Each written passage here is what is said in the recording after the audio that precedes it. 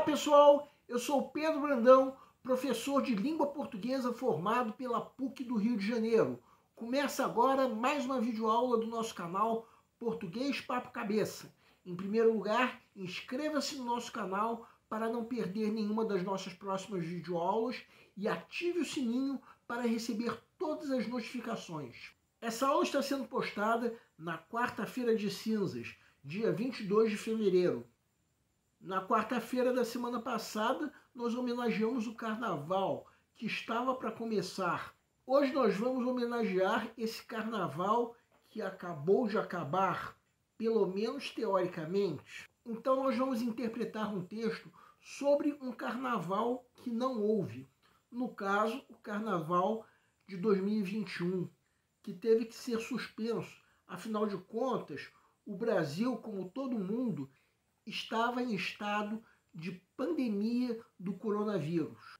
A quarta-feira de cinzas tradicionalmente marca o fim do carnaval, mas hoje em dia, no fim das contas, o carnaval ocorre o ano inteiro.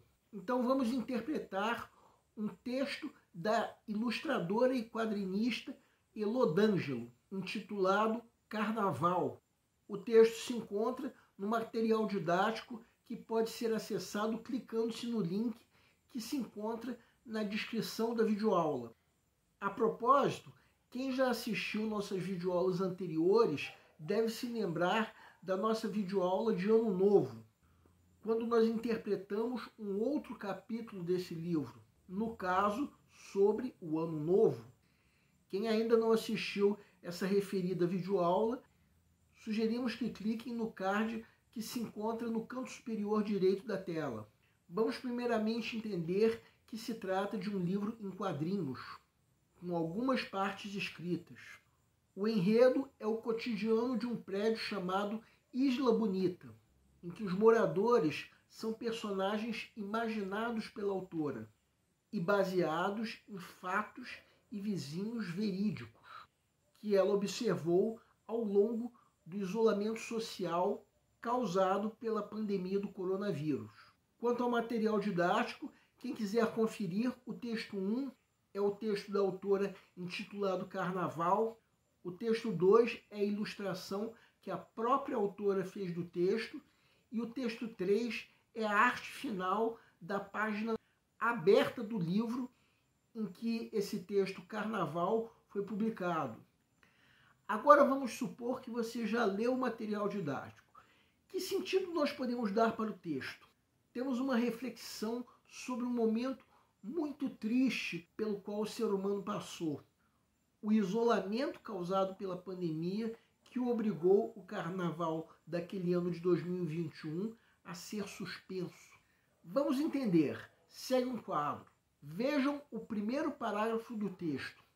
Quem quiser pode dar uma pausa para perceber que, isoladamente, esse parágrafo passa uma ideia satisfatória. Aliás, a própria família semântica das palavras, em especial das palavras que estamos destacando agora, contribui para um clima aconchegante. Só que é claro que esse texto foi lido em meio à leitura do livro Isolamento, que fala sobre o cotidiano de um prédio fictício no meio da pandemia. Então é claro que ninguém leu esse texto isoladamente, como vocês fizeram. O capítulo sobre carnaval é um dos muitos episódios do cotidiano desse condomínio. Não se podia sair de casa, pelo menos de acordo com o bom senso. Então tudo isso que está nesse parágrafo eram coisas inatingíveis.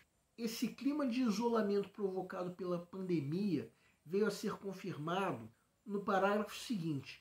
Apesar de que, no contexto do livro, a narrativa dos capítulos já tinha deixado claro esse referido estado de isolamento. Quem quiser pode dar uma pausa para reler esse parágrafo. A propósito, vamos examinar a ilustração. A sensação de isolamento e confinamento é confirmada pela ilustração como um todo. Não se encontra mais do que 2 pessoas em cada apartamento, mesmo aquelas que estavam de alguma maneira curtindo a folia.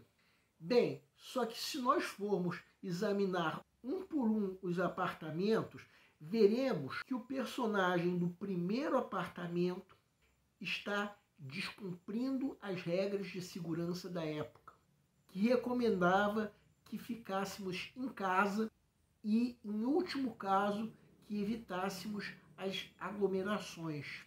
O personagem está combinando de ir a um bloquinho clandestino, ou seja, estava combinando de se juntar a outras pessoas que estavam descumprindo as regras de segurança, o que contribuía para que a Covid se alastrasse. Quem já assistiu a videoaula de Ano Novo deve se lembrar que é o mesmo personagem que estava fazendo no apartamento uma aglomeração durante o Ano Novo. Uma exceção nesse condomínio. Os outros personagens estavam fazendo uma festa improvisada de Réveillon, não estavam aglomerados. A mesma tendência veio a se repetir no Carnaval, porque os outros moradores, de alguma maneira, estavam sim respeitando as regras de segurança. Tudo isso refletia o que está no parágrafo, ou seja, embora a autora não fosse muito fã de Carnaval, ela reconhecia a importância do evento, digamos assim, para a cultura do país. Bem, a autora é paulistana, mas eu vou acrescentar uma coisa que eu, Pedro Brandão, penso como morador do Rio de Janeiro. Eu que, como autora, também não sou muito fã de Carnaval, de certa forma, muito pelo contrário. O relato que a autora dá nesse texto é sobre o não Carnaval de 2021. Só que aqui no Rio ficava a sensação de um Carnaval que tinha sido, em grande parte, diminuído anteriormente, que foi o Carnaval de 2020. Desde que o nosso então prefeito Marcelo Crivella tinha assumido, uma de suas muitas desfeitas tinha sido a redução dos subsídios para as escolas de samba até chegar ao zero total em 2020. Ou seja, esse texto reconhece a importância do carnaval. E um texto que fala a favor do carnaval automaticamente fala contra políticos como o nosso então prefeito. Agora vamos ao parágrafo seguinte. Quem quiser pode dar uma pausa para ler. Nesse parágrafo temos uma reflexão sobre o sentimento de não poder ocupar a cidade que a autora estava vivenciando. Ela traduziu nesse parágrafo o que muitos brasileiros estavam sentindo. A falta de poder desfrutar do que a cidade tinha de melhor. Embora houvesse aqueles que, como o morador que nós estamos destacando, estivessem descumprindo as regras de segurança, o que dava a sensação de que a pandemia não acabaria tão cedo. Uma coisa que possivelmente aconteceu com a autora foi a perda de pessoas queridas devido à Covid, como centenas de milhares de brasileiros que estavam chorando por causa de mortes e medos. No momento que era para ser de festa, grande parte dos brasileiros estavam de luto.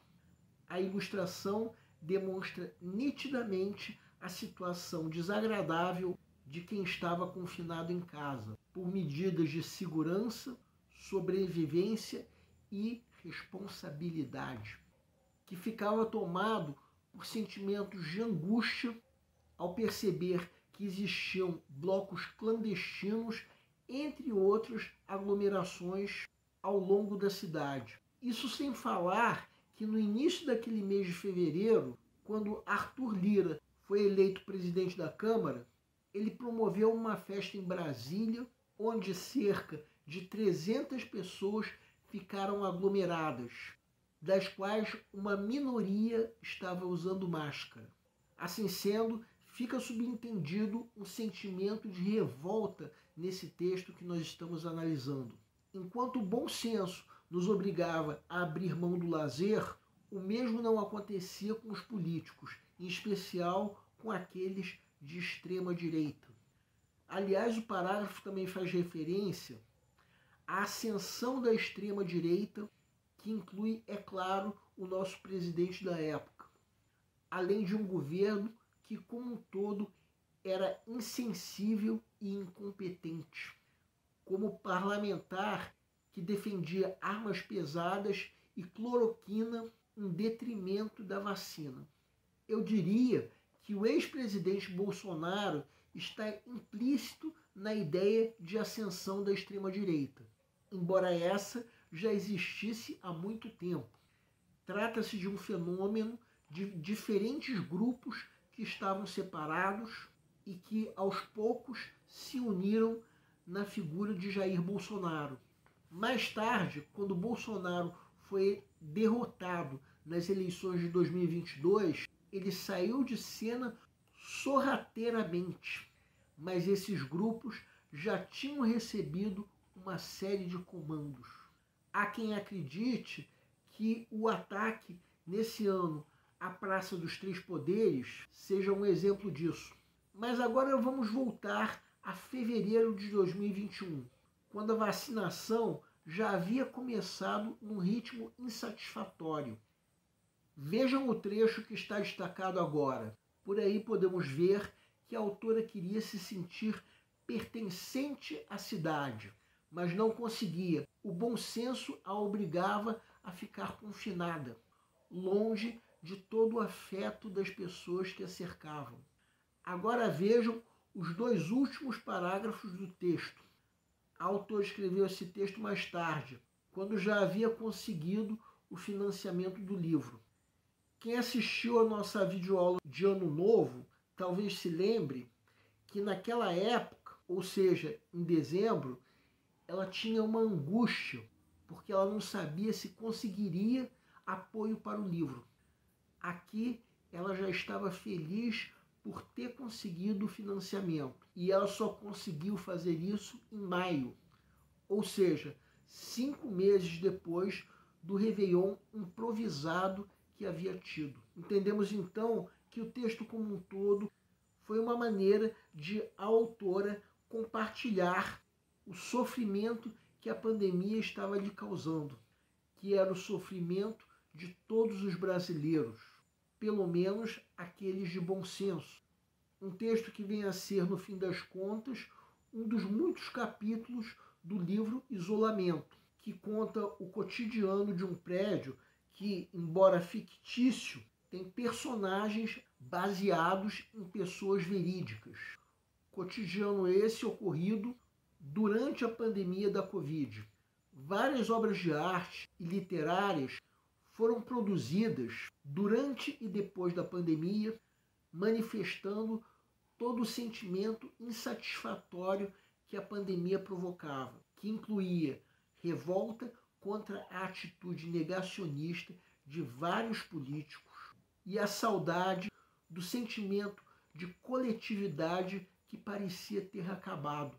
Muitos episódios desse livro podem nos fazer rir, principalmente por percebermos que coisas semelhantes estavam acontecendo.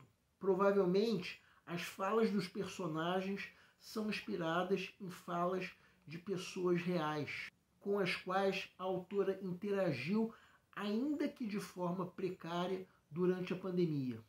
Bem, na aula de Ano Novo, nós analisamos o capítulo sobre a festa improvisada de Réveillon que a autora vivenciou. Nessa aula de Carnaval, publicada na quarta-feira de cinzas, analisamos o capítulo sobre o não carnaval que ocorreria mais ou menos 2 meses depois. Quero recomendar o livro para quem quiser conhecer melhor não apenas esses personagens, como também outros personagens do livro. Lembramos ainda que nós estamos dando a nossa interpretação pessoal a esse texto. Quem tiver outra interpretação pode e até deve nos escrever, de preferência através dos comentários. O nosso canal Português Papo Cabeça antigamente se chamava Aprenda a Língua Portuguesa. Cada vez mais estaremos focados em vocês, que estão movendo a roda da história para que seja criado um futuro melhor para todos.